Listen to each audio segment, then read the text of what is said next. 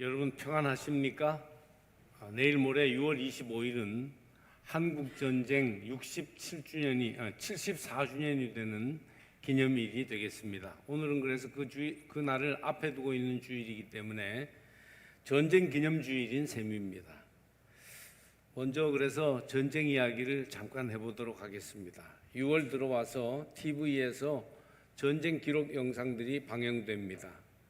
그 중에서 장진호 전투, 흥남철수 작전이 눈에 띕니다. 바람찬 흥남부두의 그런 유행가 가사를 우리가 다 알고 있는 유명한 전쟁 이야기죠. 한반도를 거의 통일시키기 직전에 중공군이 투입되어 눈물의 후퇴를 하게 되는 그런 내용입니다. 가장 추운 겨울철, 영하 30도, 40도 내려가던 때였다고 합니다. 1950년 12월 15일에서 12월 24일 성탄 이브까지 열흘 동안 동부전선에서 투입되어 압록강 유역의 해산진과 두만강 유역까지 진출했던 미국의 제10군단과 한국군 제1군단이 함경남도 흥남에서 배편으로 철수해야만 했던 일입니다. 한국군과 유엔군이 38선 이남 지역으로 다시 물러난 이른바 일사후퇴를 상징하는 작전으로 여겨지고 있습니다. 당시 퇴각하는 한국군과 미군을 따라서 북한 지역에 살던 주민들도 대거 남쪽으로 피난을 내려오면서 수많은 난민과 이산가족이 발생했는데 흥남에서 배를 타고 내려온 피난민만 해도 10만 명에 이르는 것으로 알려져 있습니다. 한국전쟁이 일어난 뒤에 패퇴를 거듭하여 낙동강 전선까지 밀리던 한국군과 미군은 1950년 9월 15일 인천 상륙작전을 성공시켜 북한군의 배후를 차단한 뒤에 낙동강 방어선을 넘어 대대적인 반격을 시작합니다. 그 결과 9월 28일 서울을 탈환했으며 38선을 넘어 북진을 계속해 10월 19일에는 평양을 점령합니다. 인천 상륙작전을 성공시킨 미 제10군단은 동부전선을 맡았고 추가로 배속받은 한국군 제1군단으로 하여금 동해안을 따라 북진하도록 하고 미 제1해병사단과 제7보병사단으로 하여금 인천과 부산에서 배를 타고 이동해 원산 상륙작전을 추진하게 했답니다.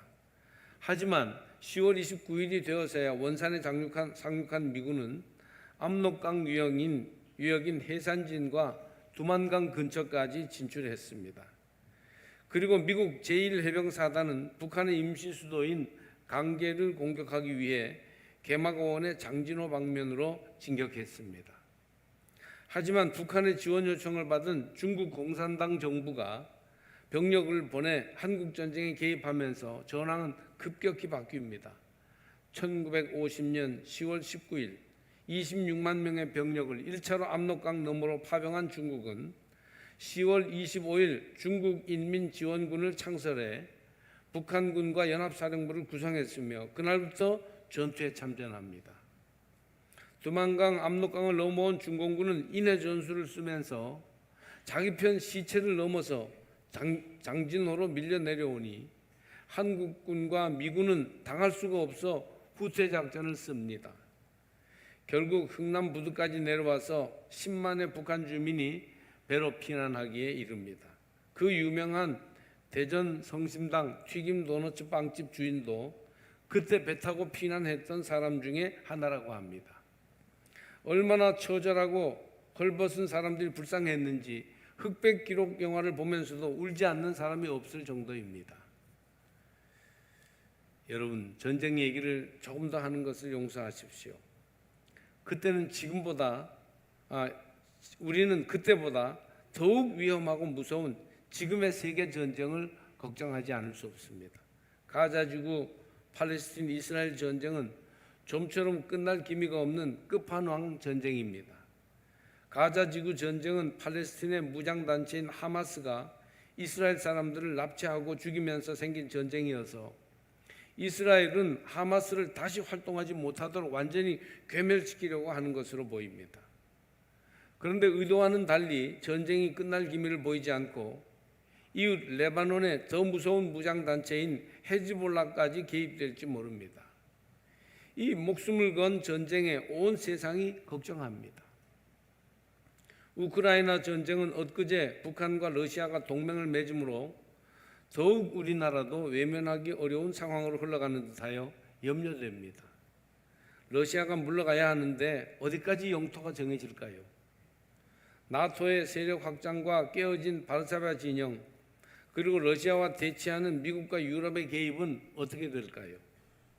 오래된 서방 국가들의 동서 진영 전쟁이 세계 전쟁으로 확산될까 봐 온 세상은 쩔쩔매고 있습니다. 또 우리는 대만 해협을 비롯한 한반도의 긴장 상황도 깊이 바라보지 않을 수 없습니다. 절대 그런 일이 없으리라고 보지만 대만 해협이나 남중국해에서 약간의 충돌만 있어도 어디 전쟁이 날까 봐 걱정입니다.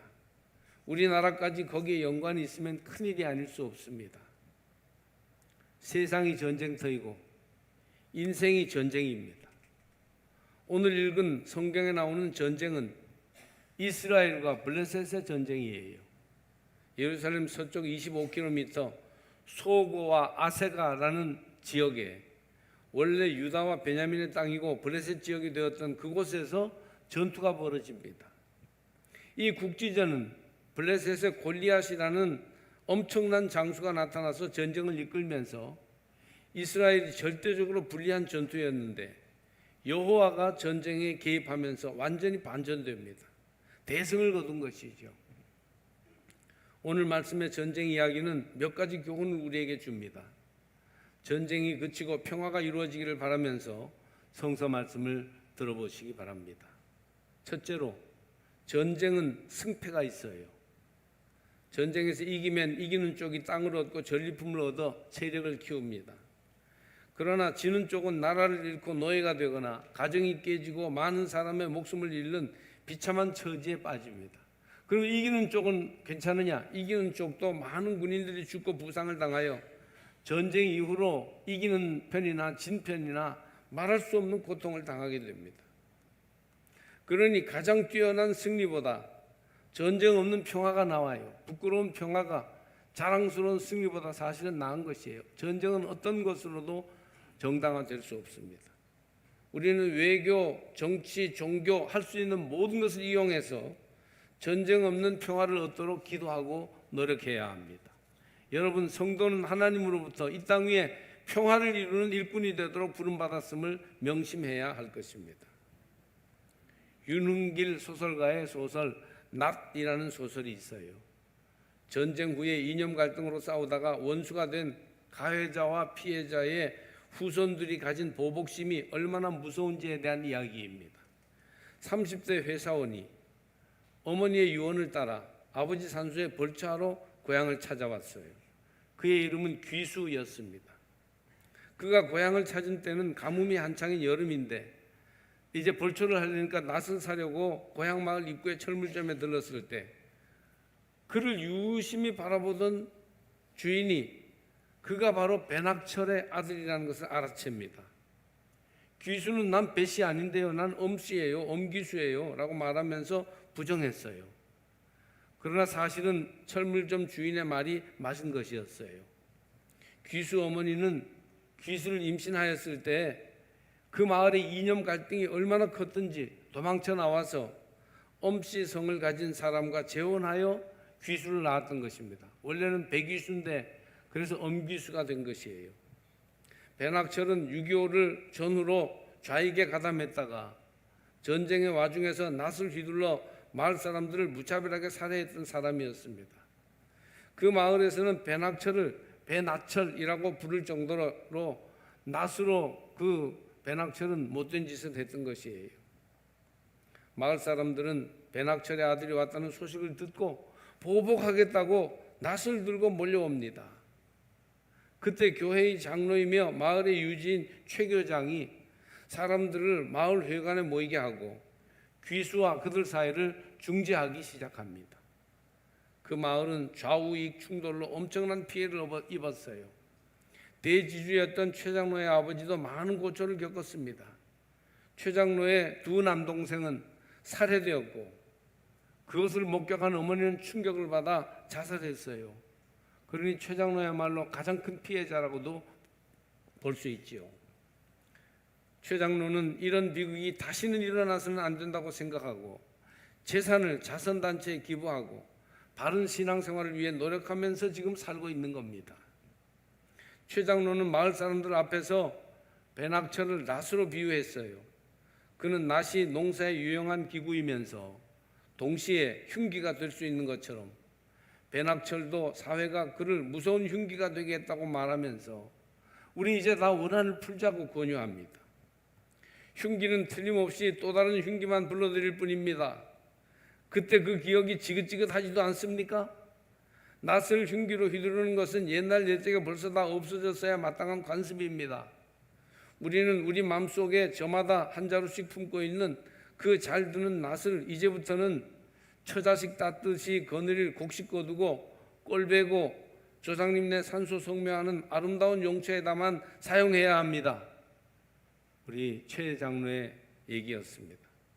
그 마을은 오랫동안 가물어서 땅도 황폐되고 인심도 메말라 있었어요. 상처는 가뭄처럼 오랜 세월 동안 마을 사람들의 마음을 메마르고 거칠게 만들었던 것입니다. 최 장로의 간곡한 호소에도 마을 사람들이 어떠했을까요? 마을 사람들은 귀수를 향해서 달려들어 죽이거나 해코지하려고 했습니다. 그러자 최 교장은 안갚음 하려거든 먼저 나를 처치하고 해라고 하면서 사람들 앞을 막았었습니다. 최 장로의 중재로 귀수와 마을 사람들은 서로를 조금씩 이해하게 됩니다. 그때 마침 오랜 가뭄에 메말라 있던 마을에 비가 내리기 시작했어요. 보복하겠다고 몰려왔던 마을 사람들은 비가 내린다고 기뻐하면서 낫을 들고 논으로 달려나갔고 위기를 모면하게 됩니다. 이 소설은 전쟁하는 마음, 보복의 감정은 오랜 세월이 지나도 해소되지 않은 채로 대를 물린다는 것을 보여줍니다. 억울함은 가장 오랫동안 기억되는 감정이에요. 세월이 지나면서 해소되기도 하지만 어떤 억울함은 마치 가뭄처럼 사람의 마음을 거칠게 만듭니다. 이 소설은 오랜 가뭄 후에 화해의 비가 내리게 되는데 그것은 가해자와 피해자 사이에서 최 장로라는 사람이 자기를 희생하는 중재와 그로 인한 상호 이해하는 과정이 있었기 때문으로 묘사하고 있습니다. 누가 우리 사회의 갈등을 중재하고 누가 상호 이해할 수 있는 자리에서 중간 역할을 할 수 있을까요? 어떻게 해야 갈라진 마음에 이 사회의 역사에 갈라진 마음에 비가 내릴 수 있겠습니까? 우리 교회가 우리 신앙인들이 최 장로와 같은 사람들이 일어나서 둘 사이를 중재하고 중재를 통해 서로 이해하게 될 때 하늘로부터 은총의 비가 내릴 것입니다. 그러면 낫은 더 사람을 죽이는 흉기가 아니라 농사 짓는 유용한 농기구가 될 수 있을 것이에요. 전쟁은 이기고 지는 결과를 가져오지만 이겨도 져도 다 힘들고 괴로운 것이니까 전쟁을 막는 게 가장 좋은 방법입니다. 두 번째로 오늘 성경은 전쟁이 하나님께 속하였음을 말합니다. 전투에서 인간이 이길 수 있을지 모르나 전쟁은 하나님이 이기게 하셔야 이길 수 있습니다. 전쟁 앞에 교만해서는 안 돼요. 골리앗처럼. 전쟁을 도발해서도 안 됩니다. 성경은 평화를 이루는 사람은 복이 있다. 하나님이 그들을 자기의 자녀라고 부르실 것이다. 마태복음 5장 9절 세 번역으로 읽었는데 그렇게 말씀합니다. 평화를 이루는 사람이 하나님 자녀라는 거예요. 하나님의 자녀가 될 수 있는 사람은 전쟁을 끝내고 평화를 이루도록 하는 사람이에요. 지금 이 나라는 한 주간이 멀다 하고 북한과의 문제가 일어나서 언론의 한 자리를 차지하고 있습니다. 아까 장로님도 기도 중에 그런 문제를 놓고 기도하셨습니다. 북한은 남한의 쓰레기 풍선을 날리고 우리는 북한의 확성기 방송을 다시 시작하는 쓰레기 같은 뉴스를 우리가 들어야만 합니다. 남북이 서로 전쟁을 대비하는 군사훈련을 하는 것까지 우리는 지금 전쟁하는 민족이 되어버리고 말았습니다. 언제 휴전이 전쟁으로 변할지 모릅니다. 이런 우리들에게 하나님의 뜻은 명백해요. 전쟁을 그치고 평화를 이루도록 하는 것입니다. 오늘의 교회들이여 깨어서 기도하며 전쟁을 그치고 평화를 이루라고 주님이 하시는 말씀을 들으시기 바랍니다. 전쟁은 하나님께 속하였어요. 하나님이 전쟁을 이기게 하시며 전쟁을 그치게도 하십니다. 하나님, 전쟁을 그치고 평화가 이루어지게 해주세요. 우리가 하나님께 기도해야 되는 이유가 여기에 있습니다. 전쟁의 위험과 전쟁의 가능성을 가능한 한 막고 대화하고 교섭하며 교류하고 왕래하고 양보하며 친교하여 어떻게든 한반도의 평화를 정착하게 하는 일은 하나님의 뜻입니다. 우리나라가 정부와 국회와 경제단체들이 할 수 있다면 교회들이 그 일을 해야 합니다. 교회가 그 일에 앞장서 나서야 합니다. 필요하다면 함께 기도로 모여야 되고, 필요하다면 촛불을 들어야 되고, 필요하다면 성명을 발표하고 함께 기도하는 일에 힘써야 하는 것입니다. 또 오늘 성경에 보면 하나님은 전쟁에서 작은 자들을 쓰십니다. 사소한 물건도 사용하십니다. 모세의 손에 지팡이가 들려서 홍해바다를 가르는 기적을 일으켰습니다. 여호수아에게는 나팔을 들려주시어 나팔 불 때 여리고 성벽이 무너졌습니다. 기드온이 하나님의 뜻을 확인하는 데는 양털이 사용되어 하루는 양털만 젖고 다음 날은 양털만 마르고 이렇게 해서 하나님이 기드온과 함께 하신다는 표시를 주셨습니다. 삼손은 나귀 턱뼈 하나로 블레셋 사람 1000명을 죽입니다. 여기 소년 다윗은 물맷돌이라는 시냇가의 매끄러운 돌을 이용하여 골리앗을 무찔렀습니다. 아마도 우리가 통일과 평화를 위해서 뭔 대단한 일은 할 수 없어도 우리 손에 우리의 물맷돌이 있을 것입니다. 하나님 그것을 이용해서 역사를 변화시키며 이 땅의 평화를 이루시기를 원하십니다. 다윗은 어린 목동 소년이었지만 하나님 손에 붙잡힌 평화의 도구였어요. 손에 막대기를 가지고 시내에서 매끄러운 돌 5을 골라서 자기 목자의 제구 곧 주머니에 넣고 손에 물매를 가지고 블레셋 사람에게로 나아가니라. 40절 말씀이죠. 다윗은 하나님을 모욕하고 그 땅의 평화를 깨는 블레셋을 향하여 외칩니다. 너는 칼과 창과 단창으로 내게 나오거니와 나는 만군의 여호와의 이름 곧 네가 모욕하는 이스라엘 군대의 하나님의 이름으로 네게 나아가노라.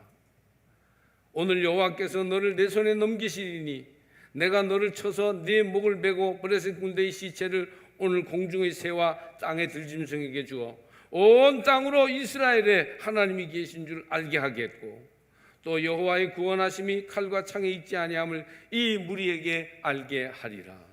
전쟁은 여호와께 속한 것인즉 그가 너희를 우리 손에 넘기시리라. 골리앗이 다윗을 향하여 마주 달려왔습니다.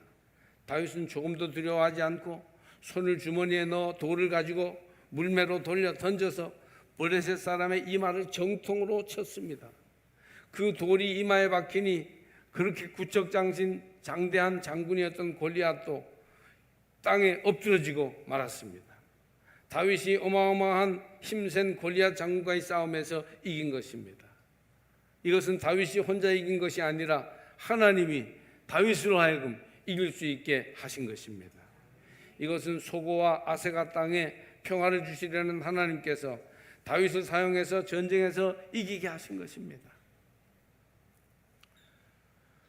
무지개를 보라는 제목의 동화가 있어요. 그 동화에 보면 빨강나라가 있습니다.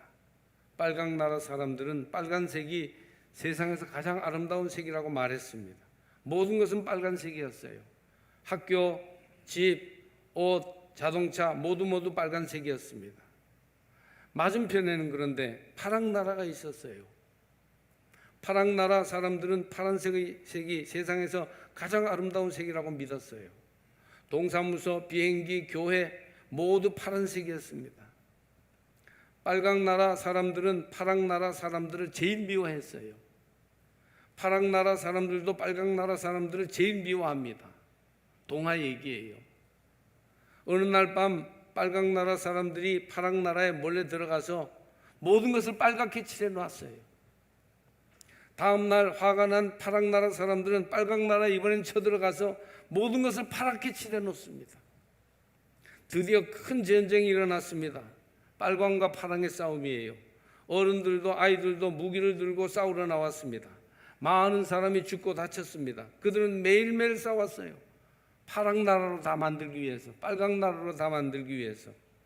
격렬한 전쟁이 있던 어느 날 갑자기 소낙비가 쏟아졌습니다. 그들은 소낙비 때문에 전쟁을 중단하고 소나기가 멎기를 기다려야만 했습니다. 햇빛이 다시 나왔어요. 그들은 다시 전쟁하려고 나왔습니다.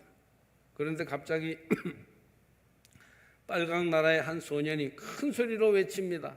여러분, 하늘을 쳐다보세요. 모두가 하늘을 바라보았을 때 거기에는 예쁜 무지개가 떠 있었습니다. 그들은 전쟁 중인 것도 잊은 채 아름다운 무지개를 바라보았어요. 그러자 파랑 나라의 한 소녀가 큰 소리로 야, 저기에 파란색이 있다 라고 말했어요. 또 다른 사람이 말했습니다. 빨간색도 있고 노란색도 있네. 모두 말했습니다. 야, 아름답다. 그들은 들고 있던 무기를 내려놓고 서로 손잡고 화해했습니다. 그 후로 그들은 서로를 오가면서 평화를 이루었다고 해요. 서로 마음이 안 맞을 때마다 그들은 하늘의 무지개를 보고 빨간색도 파란색도 있고 합쳐지니까 다 예쁘구나. 그래서 평화를 이루었다는 것입니다. 다른 색깔들이 공존할 때 아름답고 다른 색깔들이 공존할 때 평화가 이루어집니다. 너무나도 평범한 진리인데 우리가 이것을 잊어버리고 사는 때가 많죠. 하늘에 있는 무지개를 가리킬 수 있는 사람은 누구입니까? 빨간색이 가장 좋은 색이라고 주장하는 사람들과 파란색이 가장 좋은 색이라고 주장하는 사람들 가운데서 그 두 가지 색 모두가 아름다우며 그 두 색이 함께 어우러지면 더욱 아름다우며 다른 많은 색과 조화를 이루면 가장 아름답다고 말할 사람들은 누구입니까? 그들은 십자가를 통해 무지개를 바라본 사람들, 모든 색이 함께하는 무지개의 아름다움을 경험한 사람들 아니겠습니까? 우리 그리스도인들은 하나님 안에서 하나님이 지어주신 창조가 모두 같이 어우러졌을 때 아름답다는 것을 아는 사람들이에요. 서로 미워하고 편갈라 멀리하고 싸울 때마다 십자가를 바라보면서 이해하고 용서하고 화해하고 평화를 이루시기 바랍니다. 하나님은 다윗을 평화의 일꾼으로 사용하셨습니다. 전쟁을 일으키고 이스라엘 앞에서 소리를 지르며 힘을 과시했던 골리앗, 하나님을 모욕하고 평화를 깨뜨렸던 교만한 장수를 시냇가의 돌로 다름 아닌 이마를 맞춰서 쓰러뜨리고 이스라엘의 평화를 가져온 것은 다름 아닌 작은 소년 다윗 아닙니까? 전쟁은 하나님께 속한 것이에요. 하나님께 전쟁을 맡기고 여러분은 평화를 이루어 가시기를 바랍니다. 평화의 일꾼, 평화의 기도가 필요한 때입니다. 물론 우리가 꿀리지 않기 위해서 전쟁 무기도 쌓아놔야 하지만 그보다 더 필요한 것은 평화를 위한 기도입니다. 그렇습니다. 우리가 바로 여러분이 기도의 일꾼, 평화의 일꾼이 돼서 이 땅에 평화를 이루어 가시기를 바랍니다.